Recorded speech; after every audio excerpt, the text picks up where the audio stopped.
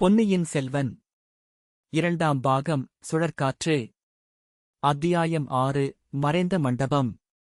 மறுநாள் காலையில் உதய சூரியனுடைய செங்கிரணங்கள் வந்தியத்தேவனைத் தட்டி எழுப்பின.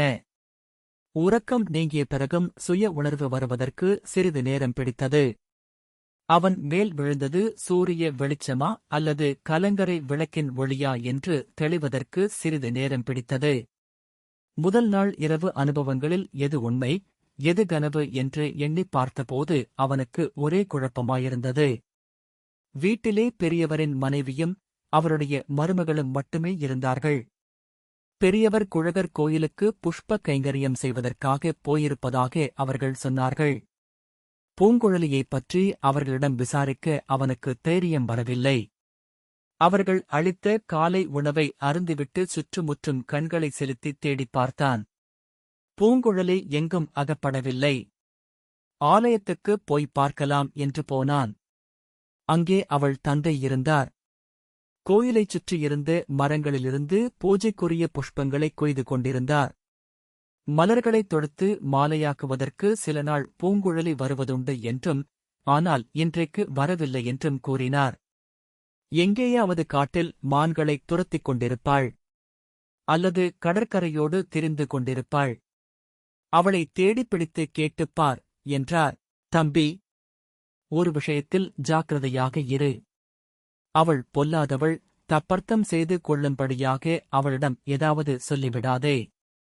காவியங்களில் படித்திருப்பதை நினைத்துக் கொண்டு சிருங்கார ரசத்தில் இறங்கிவிடாதே. உடனே பத்திரகாளியாக மாறிவிடுவாள். அப்புறம் உன் உயிர் உன்னுடையது அல்ல என்று எச்சரிக்கை செய்தார் பெரியவர். முதல் நாள் கனவை நினைத்துக் கொண்டு வந்தியத்தேவன் உடல் சிலிர்த்தான். பிறகு காட்டிற்குள் பூங்குழலியை தேடிக் கொண்டு போனான். காட்டிலே எங்கே என்று தேடுவது? சிறிது நேரத்துக்கெல்லாம் அவனுக்கு அலுத்துப் போய்விட்டது. காட்டிலிருந்து வெளியேறினால் போதும் என்று ஆகிவிட்டது. வெளியேறிய பின்னர் கடற்கரையை நோக்கிச் சென்றான். கடற்கரையோடு நீண்ட தூரம் அலைந்தும் பலன் ஒன்றும் இல்லை. பூங்குழலியைக் காணவில்லை. எப்படியும் மத்தியானச் சாப்பாட்டுக்கு வீட்டுக்கு வருவாள் அல்லவா? அங்கு பார்த்துக் கொள்ளலாம் என்று திரும்பினாள். திடீரென்று ஓர் எண்ணம் தோன்றியது. அலையும் ஆட்டமும் அதிகமில்லாமல் அமைதியாக இருந்த அந்த கடலில் இறங்கிக் குளிக்க வேண்டும் என்ற ஆசை உண்டாயிற்று. இந்தப் பக்கத்தில் கடலில் ஆழம் அதிகம் இல்லை என்று முன்னமே கேள்விப்பட்டதுண்டு. முதல் நாள் மாலையில் பூங்குழலியும் சொல்லியிருக்கிறாள். பின்னே இறங்கிக் குளிப்பதற்கு என்ன தடை? கடல் விஷயத்தில் அவனுக்கிருந்த பயத்தைப் போக்கிக் கொள்வதும் அவசியம். படகிலும் கப்பலிலும் ஏறிப் பிரயாணம் செய்ய வேண்டிய அவசியம் நேர்ந்திருக்கிறது. கடலைக் கண்டு பயப்பட்டால் முடியுமா? அந்தப் பயத்தைப் போக்கிக் கொண்டே ஆக வேண்டும். இடுப்பைச் சுற்றிக் கட்டியிருந்த சுருள் துணியையும் கத்தியையும் எடுத்து கடற்கரையில் வைத்துவிட்டு கடலில் இறங்கினான். மெல்ல மெல்ல ஜாக்கிரதையாக காலை வைத்து நடந்தான். போகப் போக முழங்கால் அளவு ஜலத்துக்கு மேல் இல்லை. சிறிய அலைகள் வந்து மோதியபோது ஜலம் இடுப்பளவுக்கு வந்தது. அதற்கு மேலே இல்லை. அழகான சமுத்திரம் இது, அமிழ்ந்து குளிப்பதற்குக் கூட தண்ணீர் இல்லையே என்று சொல்லிக்கொண்டே இன்னும் மேலே சென்றான். அடேடே, ஆழம் இல்லை என்று எண்ணிக்கொண்டே கரையிலிருந்து வெகுதூரம் வந்துவிட்டோமே. திடீரென்று கடல் பொங்கினால், அலைகள் பெரிதாகி மோதினால், இந்த எண்ணம் தோன்றிக் கரை பக்கம் திரும்பிப் பார்த்தான். அதிக தூரம் கரையிலிருந்து வந்துவிட்டது என்னமோ உண்மைதான். ஆனால் அப்படியொன்றும் கடல் திடீரென்று பொங்கிவிடாது. ஓகோ, அதோ பூங்குழலி வருகிறாளே. கரையேறி அவளைப் பிடித்துக் கொள்ள வேண்டும். பிடித்துக்கொண்டு நயமான வார்த்தைகளினால் மறுபடி கேட்க வேண்டும். அவளும் நம்மைப் பார்த்துவிட்டுத்தான் வருகிறாள் போலிருக்கிறது. நாம் இருக்கும் திசையை நோக்கியே வருகிறாள். ஏதோ நம்மைப் பார்த்து சமிக்ஞை கூடச் செய்கிறாளே. ஓ ஓ, இது என்ன? கரையில் குனிந்து அவள் என்ன பார்க்கிறாள்? என்னத்தை எடுக்கிறாள்? நம்முடைய இடுப்பில் சுற்றும் சுருள் துணியையல்லவா எடுக்கிறாள்? பெண்ணே, அதை எடுக்காதே. அது என்னுடையது. நாம் சொல்வது அவள் காதில் விழவே இல்லை. இந்தக் கடல் அலைகளின் இரைச்சல், இதோ நம் குரல் அவளுக்கு கேட்டுவிட்டது. நம்மை பார்த்து அவளும் ஏதோ சொல்கிறாள். பூங்குழலி, அது என்னுடையது. எடுக்காதே. இந்தா. சொன்னால் கேட்க மாட்டாயா? உன் உடைமை போல் கையில் எடுத்துக்கொண்டு நீ பாட்டுக்குப் போகிறாயே, நில் நில். வந்தியத்தேவன் கரையை நோக்கி ஓட ஆரம்பித்தான். ஒரு தடவை பூங்குழலி அவனை திரும்பிப் பார்த்தாள். பிறகு அவளும் ஓடத் தொடங்கினாள். வீடும் கலங்கரை விளக்கமும் இருந்த பக்கத்துக்கு எதிர்ப்பக்கமாக காட்டை நோக்கி ஓடினாள். ஆகா! இவள் துஷ்டப் பெண். துஷ்டப் பெண்ணா? அல்லது வெறும் பைத்தியமா? இந்தப் பைத்தியத்தினிடமிருந்து நமது அரைச்சுருளை எப்படியும் வாங்கியாக வேண்டுமே. 2 தடவை கடலில் இடறி விழுந்து ஒருவாய் உப்புத் தண்ணீரும் குடித்துவிட்டு வந்தியத்தேவன் மெதுவாக கரையேறினான். பிறகு அந்தப் பெண்ணைத் தொடர்ந்து ஓடினான். ஓட ஓட அவளுடைய ஓட்டத்தின் வேகம் அதிகமாயிற்று. சற்றுத் தூரத்தில் 50-60 மான்களின் கூட்டம் ஒன்று ஓடியது. மான்கள் மிரண்டு பாய்ந்து ஓடுவது, தாவித் தாவிக் குதித்து ஓடுவது என்ன அழகான காட்சி!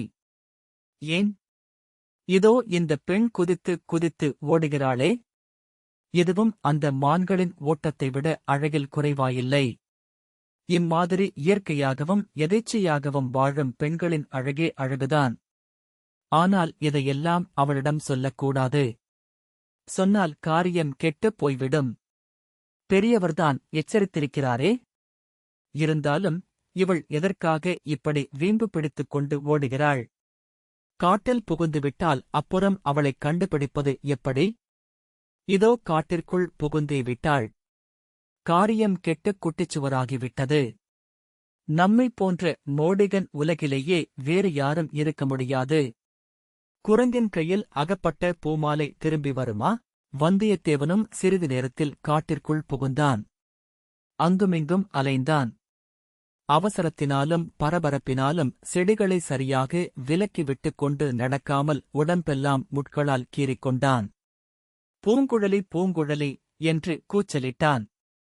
பிறகு, மரமே, பூங்குழலியைக் கண்டாயோ? காக்காய், பூங்குழலியைக் கண்டாயோ? என்றெல்லாம் கேட்க ஆரம்பித்தான். இது எது? நமக்கே பைத்தியம் பிடித்துவிடும் போலிருக்கிறதே என்று அவன் நினைக்கத் தொடங்கிய சமயத்தில் திடீரென்று மரத்தின் மேலிருந்து ஏதோ விழுந்தது. ஆ! அவனுடைய அரை துணிச்சுருள்தான். மிக்க ஆவலுடன் அதை எடுத்துச் சுருளைப் பிரித்துப் பார்த்தான். ஓலை, பொற்காசுகள் எல்லாம் பத்திரமாயிருந்தன. பணம் பத்திரமாயிருக்கிறதா என்று ஒரு குரல் மேலே இருந்து வந்தது. வந்தியத்தேவன் அண்ணாந்து பார்த்தான். பூங்குழலி மரக்கிளையில் உட்கார்ந்திருந்தாள். வியர்த்து விறுவிறுத்து போயிருந்த வந்தியத்தேவன் தன்னை மீறிய கோபத்தினால், உன்னைப் போன்ற மந்தியை நான் பார்த்தது இல்லை என்றான். உன்னைப் போன்ற ஆந்தையை நான் பார்த்ததில்லை அம்மம்மா. என்ன முழிமுழித்தாய் என்றாள் பூங்குழலி. எதற்காக இப்படி என்னை அலைக்கழித்தாய்? உனக்கு பணம் வேண்டுமென்றால்? சீச்சி! உன் பணம் இங்கே யாருக்கு வேண்டும்? அப்படியானால் எதற்காக இதைத் தூக்கிக் கொண்டு ஓடி வந்தாய்? அவ்விதம் நான் செய்திராவிட்டால் நீ காட்டுக்குள் வந்திருக்க மாட்டாய். எங்கள் வீட்டுக்கு திரும்பிப் போயிருப்பாய். போயிருந்தால் என்ன? இந்த மரத்தின் மேல் ஏறிப்பார், தெரியும். என்ன தெரியும்? 10-15 குதிரைகள் தெரியும். வாள்களும் வேல்களும் மின்னுவது தெரியும். அவளுடைய முகத் தோற்றத்திலிருந்து அவள் கூறுவது உண்மையாயிருக்கலாம் என்று தோன்றியது. ஆயினும் நிச்சயமாக தெரிந்து கொள்ள விரும்பி வந்தியத்தேவன் மரத்தின் மேல் ஏறினான். ஏறுவதற்கு முன் அரைச்சுற்றுச் சுருளைக் கெட்டியாகக் கட்டிக்கொண்டான். ஒருவேளை இவள் மரத்தின் மேலிருந்து அதை தவறிப் போட்டிருக்கலாம். இப்போது மறுபடியும் அதை அபகரிப்பதற்கு சூழ்ச்சி செய்கிறாளோ என்னமோ, யார் கண்டது? மரத்தின் மேலேறிக் கலங்கரை விளக்கின் பக்கம் நோக்கினான். ஆம், பூங்குழலி கூறியதும் உண்மைதான். அங்கே 10-15 குதிரைகள் நின்றன. குதிரைகள் மீது வாள்களும் வேல்களும் பிடித்த வீரர்கள் இருந்தார்கள். அவர்கள் யாராக இருக்கும்? நம்மை பிடிப்பதற்கு வந்த பழுவேட்டரையரின் ஆட்கள்தான். வேறு யாராயிருக்க முடியும்? பூங்குழலி தன்னை பெரும் அபாயத்திலிருந்து காப்பாற்றினாள். எதற்காக? என்ன நோக்கம் பற்றி? இன்னும் சில விஷயங்களும் தெளிவாகவில்லை. இருவரும் மரத்திலிருந்து கீழே இறங்கினார்கள். பூங்குழலி என்னை பேராபத்திலிருந்து காப்பாற்றினாய். உனக்கு மிக மிக நன்றி என்றான் வந்தியத்தேவன். வெறும் பொய். ஆண் பிள்ளைகளுக்கு நன்றி கூட உண்டா என்றாள் பூங்குழலி. எல்லா ஆண் பிள்ளைகளையும் போல் என்னையும் எண்ணி விடாதே. நீ எல்லோரையும் போல் இல்லை, ஒரு தனி மாதிரிதான். பெண்ணே, உன்னை ஒரு கேள்வி கேட்கலாமா? தாராளமாக கேட்கலாம். மறுமொழி கூறுவது என் இஷ்டம். என்னை காப்பாற்ற வேண்டும் என்று ஏன் எண்ணினாய்? என் பேரில் திடீரென்று தயவு பிறக்க காரணம் என்ன? பூங்குழலி சும்மா இருந்தாள். அவள் சிறிது திகைத்துப் போனாள் என்பது முகத்திலிருந்து தெரிந்தது. அப்புறம் யோசித்துப் பார்த்து, அசடுகளைக் கண்டால் எனக்கு எப்போதும் கொஞ்சம் பரிதாபம் உண்டு என்றாள். சந்தோஷம். இந்த வீரர்கள் என்னை தேடி வந்திருக்கிறார்கள் என்பதை எப்படி அறிந்தாய்? உன்னை பார்த்தால் தெரியவில்லையா? நீ தப்பி ஓடி ஒளிந்து கொள்ள வந்திருக்கிறவன் என்று நேற்றைக்கே ஊகித்தேன். இன்றைக்கு காலையில் உன் சிநேகிதன், வைத்தியர் மகன் மூலமாக அது ஊர்ஜிதமாயிற்று. அவன் என்ன உளறினான்? காலையில் எழுந்ததும் காட்டிலே மூலிகை தேட வேண்டும் என்றான். நான் அழைத்துப் போவதாகச் சொல்லி இங்கே அழைத்துக் கொண்டு வந்தேன். என்னிடத்தில் காதல் புரிய ஆரம்பித்தான். உன்னுடைய சிநேகிதன் உன்னை முந்திக் கொண்டு விட்டானே என்று சொன்னேன். என்ன சொன்னாய்? கொஞ்சம் பொறு, கேட்டுக் கொண்டு வா. நீ என்னிடம் காதல் புரியத் தொடங்கிவிட்டதாகச் சொன்னேன். அப்போதுதான் உன் பேரில் அவனுடைய சந்தேகத்தை வெளியிட்டான். ஏதோ இராஜ தண்டனைக்குப் பயந்து நீ ஓடித் தப்பி வந்திருக்கிறாய் என்று அவனுக்கு வழியில் பல காரணங்களால் சந்தேகம் தோன்றியதாம். அப்படிப்பட்டவனை நம்பி அநியாயமாய்க் கெட்டுப் போகாதே. என்னை கலியாணம் செய்து கொள் என்றான். ரொம்ப அவசரப்படுகிறாயே? பெரியவர்களைக் கேட்க வேண்டாமா என்றேன். பழந்தமிழ் மரபையொட்டிக் களவு மனம் புரிந்து கொள்வோம் என்று உன் அழகான சிநேகிதன் சொன்னான். எப்படி இருக்கிறது கதை? அட சண்டாள பாவி என்று கத்தினான் வந்தியத்தேவன். இதற்குள்ளே குதிரைகள் வரும் சத்தம் கேட்டது. நான் மரத்தின் மேல் ஏறிப் பார்க்கச் சொன்னேன். மரத்தின் மேலே நின்று பார்த்தபோது அவனுடைய கால்கள் வெடவெடவென்று நடுங்கியதை நினைத்தால் இப்போதும் எனக்கு சிரிப்பு வருகிறது என்று சொல்லிவிட்டு பூங்குழலி சிரித்தாள். விளையாட்டு இருக்கட்டும், அப்புறம் என்ன நடந்தது? அவன் மரத்தின் மேலே இருந்து இறங்கி வந்தான். பார்த்தாயா? நான் சொன்னது சரியாகப் போயிற்று. அவனைப் பிடிப்பதற்காக இராஜ சேவகர்கள் வந்திருக்கிறார்கள் என்றான். அப்படியானால் அவனுடன் வந்து உன்னையும் பிடிப்பார்கள் அல்லவா? நீ ஓடி எங்கேயாவது ஒளிந்து கொள் என்றேன். அப்படித்தான் செய்ய வேண்டும் என்றான். என்னை விட்டு பிரிந்து சென்றான். நான் எதிர்பார்த்தபடியே நடந்தது. என்ன? என்ன நடந்தது? ஓடி ஒளிந்து கொள்வதாக என்னிடம் சொல்லிவிட்டு நேரே அந்த குதிரைக்காரர்கள் இருந்த திசையை நோக்கிப் போய் அவர்களிடம் அகப்பட்டுக் கொண்டான். ஐயோ, பாவம்! அதிகமாக பரிதாபப்பட்டு விடாதே. கொஞ்சம் மிச்சம் வைத்துக்கொள். ஏன் அப்படிச் சொல்கிறாய்? குறையும் கேள். நீயே தெரிந்து கொள்வாய். அவர்களிடம் நேரே போனான். அவர்கள் இவனை அதிசயத்துடன் பார்த்தார்கள். உற்று உற்று பார்த்து ஒருவரோடொருவர் இரகசியமாகப் பேசிக் கொண்டார்கள். நீங்கள் யார் என்று இவன் கேட்டான். நாங்கள் வேட்டைக்காரர்கள். மான் வேட்டையாட வந்திருக்கிறோம் என்று அவர்களில் ஒருவன் சொன்னான். இல்லை, நீங்கள் என்ன வேட்டையாட வந்திருக்கிறீர்கள் என்று எனக்குத் தெரியும் என்றான் இவன். அவர்கள் இன்னும் வியப்படைந்து இவனைத் தூண்டிவிட்டார்கள். வந்தியத்தேவனைத் தேடிக்கொண்டு வந்திருக்கிறீர்கள்.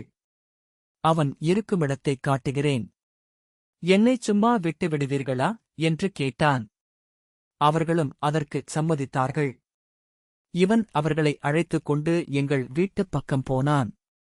துரோகி, சண்டாளன்! அவர்கள் போன பிறகு நான் உன்னைத் தேடிக் கொண்டு வந்தேன். நீ கடலில் இறங்கிக் குளித்துக் கொண்டிருந்தாய். என்னிடம் அங்கேயே இதையெல்லாம் ஏன் சொல்லவில்லை? இந்தத் துணிச்சுருளை எடுத்துக்கொண்டு ஏன் ஓடி வந்தாய்? இல்லாவிட்டால் நீ அவ்வளவு வேகமாக ஓடி வந்திருப்பாயா? அந்த வேட்டைக்காரர்களை ஒருகை பார்க்கிறேன் என்று அவர்களை தேடிப் போயிருந்தாலும் போயிருப்பாய். என் பேச்சையே ஒருவேளை நம்பியிருக்க மாட்டாய். இவ்வளவையும் சொல்லி உன்னை என்னுடன் வரும்படி செய்வதற்குள் அவர்கள் உன்னை ஒருவேளை பார்த்திருப்பார்கள். ஆகா, இந்தப் பெண்ணையா நாம் பைத்தியக்காரி என்று எண்ணினோம் என்று வந்தியத்தேவன் நினைத்து வெட்கமடைந்தான். இவளிடம் பூரண நம்பிக்கை வைத்தேயாக வேண்டும். இவளுடைய உதவி இல்லாவிட்டால் நாம் கடலை கடந்து இலங்கை செல்ல முடியாது. இவ்வளவு தூரம் வந்ததும் வீணாகும். பழுவேட்டரையர்களிடம் திரும்ப அகப்பட்டுக் கொள்ளவும் நேரலாம். பெண்ணே, நீ எனக்கு எவ்வளவு பெரிய உதவி செய்திருக்கிறாய் என்பதைச் சொல்லி முடியாது. மிச்ச உதவியையும் நீதான் செய்ய வேண்டும். என்ன செய்ய வேண்டும் என்கிறாய் என்று கேட்டாள். என் சிநேகிதனுடைய இலட்சணத்தை பார்த்துவிட்டாய் அல்லவா? அவனை நம்பிப் பயன் இல்லை என்று தெரிந்து கொண்டாய் அல்லவா? நீதான் படகு வலித்து வந்து என்னை இலங்கையில் சேர்ப்பிக்க வேண்டும். பூங்குழலி மௌனமாயிருந்தாள். நான் தப்புக் காரியம் எதுவும் செய்யக்கூடியவன் அல்ல என்று உனக்கு நம்பிக்கை ஏற்படுகிறதா? பெண்ணே, இலங்கைக்கு மிக முக்கியமான காரியமாக நான் உடனே போய்த் தீர வேண்டும். இந்த உதவி எனக்கு நீ அவசியம் செய்தேயாக வேண்டும்.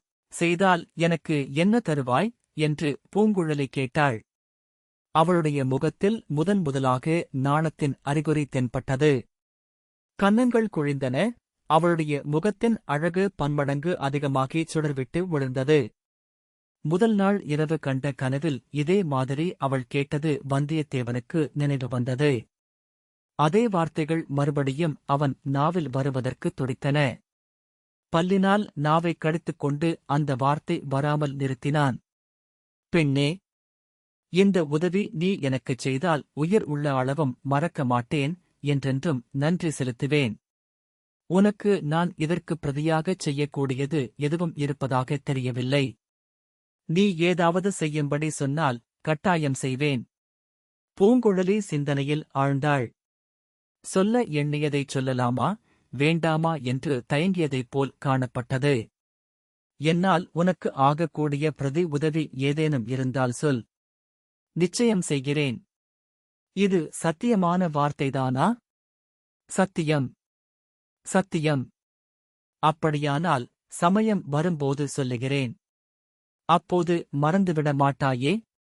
ஒரு நாளும் மறக்க மாட்டேன்.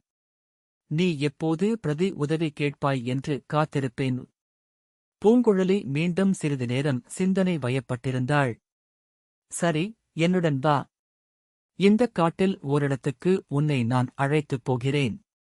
அங்கே இன்று பொழுது சாயும் வரையில் நீர் இருக்க வேண்டும். பட்டினியாகத்தான் இருக்க வேண்டும். அதைப் பற்றிக் கவலை இல்லை. காலையில் உன் அன்னை பழைய சோறு போட்டாள். அவளுடைய வயிற்றெரிச்சலை கிளப்புவதற்காகவே அதிகமாக சாப்பிட்டேன். இனி இராத்திரி வரையில் சாப்பாடு தேவையில்லை. இராத்திரி கூடச் சாப்பாடு கிடைக்கிறதோ என்னமோ? கையில் கொஞ்சம் எடுத்து வரப் பார்க்கிறேன். நான் சொல்லும் இடத்தில் இருட்டும் வரை நீ இருக்க வேண்டும். இருட்டிய பிறகு நான் திரும்ப வந்து ஒரு சத்தம் செய்வேன். குயில் குக்கூ குக்கூ என்று கூவுவதைக் கேட்டிருக்கிறாயா? நன்றாய்க் கேட்டிருக்கிறேன். அப்படிக் கேட்டிராவிட்டாலும் உன் குரலை தெரிந்து கொள்வேன். நான் குரல் கொடுத்ததும் நீ அவ்விடத்திலிருந்து வெளிவர வேண்டும். இருட்டி ஒரு ஜாமத்திற்குள் படகில் ஏறி நாம் புறப்பட்டுவிட வேண்டும். குயிலின் குரல் எப்போது வரும் என்று காத்திருப்பேன். காட்டின் மத்தியில் மணல் மேடு இட்டிருந்த ஓரிடத்துக்கு பூங்குழலி வந்தியத்தேவனை அழைத்துப் போனாள். மேட்டின் மறுபக்கத்தில் மரஞ்செடி கொடிகள் மற்ற இடத்தை விட அதிக நெருக்கமாயிருந்தன. அவற்றை லாவகமாக கையினால் விலக்கிக் கொண்டு ஒரு மரத்தின் வழியாக பள்ளத்தில் இறங்கினாள். வந்தியத்தேவனும் அவளைப் பின்பற்றி இறங்கினான். அங்கே ஒரு பழைய மண்டபத்தின் மேல் விளிம்பு காணப்பட்டது. இன்னும் உற்றுப் பார்த்ததில் இருளடைந்த மண்டபத்தின் இரு தூண்கள் தெரிந்தன. இவை எல்லாவற்றையும் மரங்களும் செடி கொடிகளும் மறைந்திருந்தன. எந்தப் பக்கமிருந்து பார்த்தாலும் அந்த மண்டபம் அங்கே இருப்பது தெரியவே தெரியாது. இந்த மண்டபத்தில் ஒரு சிறுத்தை குடியிருந்தது. அது போன பிறகு நான் இதில் இருக்கிறேன். என்னுடைய சொந்தத் தனி வீடாக வைத்துக் கொண்டிருக்கிறேன். மனிதர்களைக் காணப் பிடிக்காத போது இவ்விடத்துக்கு நான் வந்துவிடுவது வழக்கம். சட்டியில் தண்ணீர் இருக்கிறது. இன்று பகலெல்லாம் இங்கேயே இரு. நாலாபுறமும் மனிதர்கள் குரல் கேட்டாலும், குதிரைகள் ஓடும் சப்தம் கேட்டாலும், வேறு என்ன தடபுடல் நடந்தாலும் நீ வெளியில் தலை காட்ட வேண்டாம். மேட்டில் மேல் ஏறிப் பார்க்க வேண்டாம் என்று பூங்குழலி கூறினாள். இருட்டிய பிறகும் இங்கேயே இருக்கச் சொல்கிறாயா? காட்டு மிருகம், புலி, சிறுத்தை ஏதாவது வந்தால் என்று வந்தியத்தேவன் கேட்டான். புலி சிறுத்தை இங்கே ஒன்றும் இப்போது இல்லை. வந்தால் நரியும் காட்டுப் பன்றியும் வரும். நரிக்கும் பன்றிக்கும் பயப்பட மாட்டாயே? பயம் ஒன்றுமில்லை. இருட்டில் வந்து மேலே விழுந்தால் என்ன செய்வது? கையில் வேல் கூட இல்லை. வீட்டில் வைத்துவிட்டேன். இந்த ஆயுதத்தை வைத்துக்கொள் என்று பூங்குழலி மண்டபத்தில் கிடந்த ஓர் ஆயுதத்தை எடுத்துக் கொடுத்தாள். அது ஒரு விசித்திரமான ஆயுதம். இருபுறமும் வாள் போல் கூர்க்கூரான முட்கள் இருந்தன. முட்கள் இரும்பை விடக் கெட்டியாயிருந்தன. இந்திரனுடைய வஜ்ராயுதம் இப்படித்தான் இருக்கும் போலும். இது என்ன ஆயுதம்?